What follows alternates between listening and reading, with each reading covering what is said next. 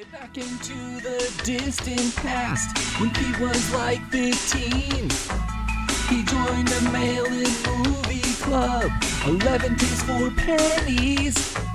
And now cut to 2025, the movie club caught on to Pete's life, and now they want to punish him, so they trapped him in a room with a bunch of movie tapes. Pete didn't want to pay for the movies he got in the 90s. He'll have to watch random horror tapes and tell us about gore and probably some rape. Now keep in mind, Pete didn't pick. They use random numbers and a long list. He's got to get through every movie, one each day for the time we can't foresee. Helpful Snowman roll call. Anxiety. Grouchiness, entropy, snow. If you're wondering why he did this song and other FAQ facts, just shut up and listen to this show, or fuck it, take a nice nap. It's Helpful Snowman Podoween 2025. All right, today's movie, Retina. This is a very short, extremely short, like I think 2 minutes.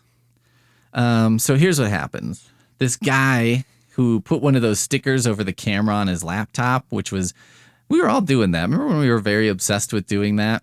And I don't know if we're doing that anymore or not, but who knows? And then his sticker keeps falling off and he gets super frustrated, which is very relatable. And then he disassembles his laptop and pulls the webcam out entirely and then puts it on his desk. So we see the little lens and the wires coming out of it and stuff. And then we cut to the next morning. He wakes up, there's blood all over his pillow, and it appears he actually pulled out his goddamn eyes, not the laptop webcam. Finn. I mean, you know, I guess this movie is saying something about technology, right? Or like, I don't know, our integration with technology or reliance on technology or technology's way of manipulating reality or something. I think it's saying something. I don't know if it's just a but maybe it is. I think I would enjoy it more if I knew that that's what it was. But, you know, I have terrible taste. I can say I find a certain understanding in this movie. Listeners of the regular episodes of this show know that I just got a new car, and I kind of fucking hate all the technological nonsense that goes along with it. For example, I can plug in my phone, like with a cord, and run a Maps app and have it display on the fucking stupid tablet screen in my car, which you can have. Every car has it now. Like, you can't not have it. You can't just have a knob. They're like, what if it was a touchscreen instead? And it's like, you know what is causing a lot of accidents is people futzing with touchscreens. But what if we put a touchscreen on here? What if we built it into the car? Do you think that would make people pay more attention to the road? And, you know, I'm looking online at stuff about the screen and how to, like, manage it better. And people are like, I don't know, it kind of sucks. Like, you can't do YouTube on it and stuff. And I was like, what the fuck, man? Like, I know some people listen to music on YouTube, but I'm like, do we really need video? I can understand why someone creating this would be like, yeah, no, we're not going to put YouTube on this. But anyway, like, I can plug it in and put a map on the screen, right? Which is great.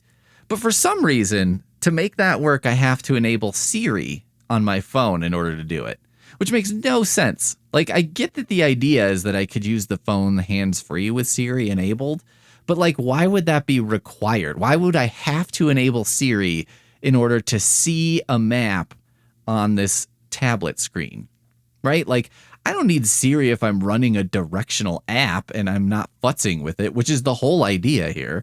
So why do I need it on this tablet? Like, that makes no fucking sense to me. And it's just, and I don't understand too, because I'm like, why would Toyota want that? You know what I mean? Why would they do it? Or maybe Apple does it. I don't know, but I think it's Apple.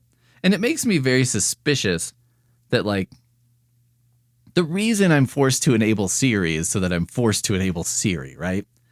And, like, to enable Siri, each time I have to go through a series of commands, like 6 commands, voice commands, where I'm like, hey Siri, do this. Hey Siri, do that. Sorry if I just enabled someone's phone.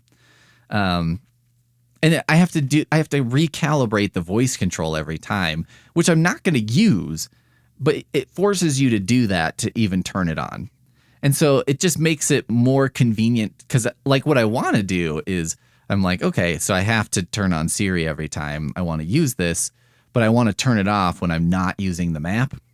But like it forces me to go through these commands, which makes it more annoying to turn it off when I don't want it and have it on when I do need it. I don't even want it, but I need it.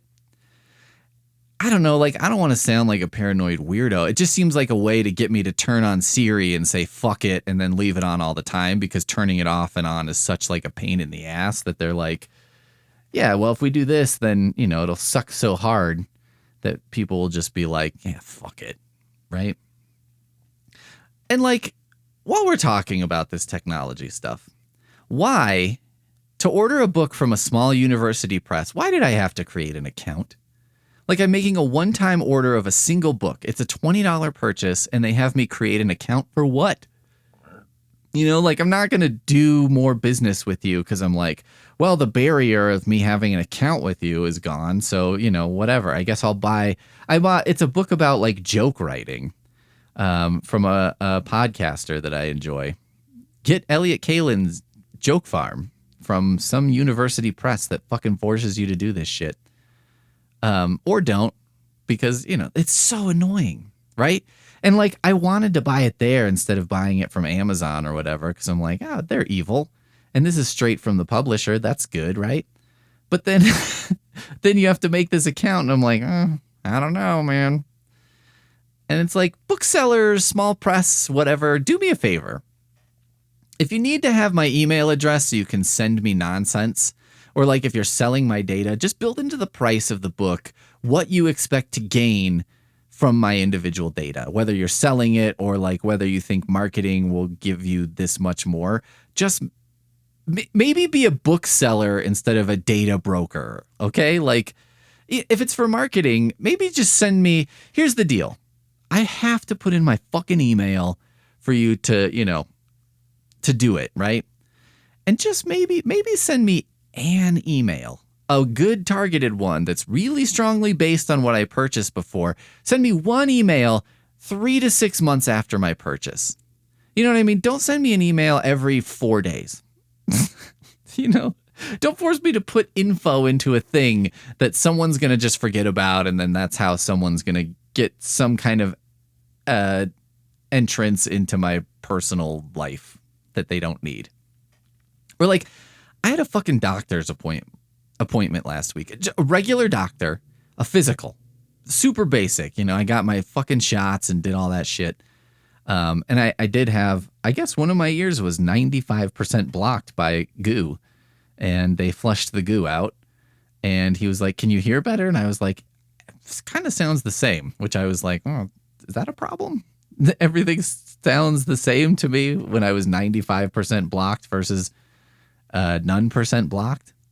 But anyway, I keep getting, I've gotten multiple emails, multiple texts, and even a phone call asking me to rate and review my experience at the doctor. And it's like, guys, it was fine.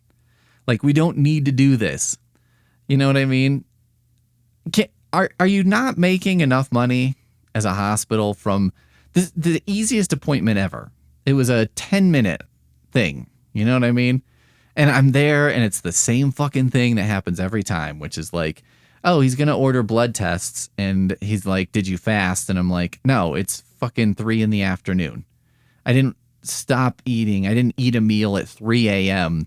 and then not eat for 12 hours. Of course, if I'm going to get a blood test and I need to fast, you need to fucking tell me ahead of time, because I'm not going to just do it, right? If I didn't need to do it, I'm not going to go 12 hours without eating anything.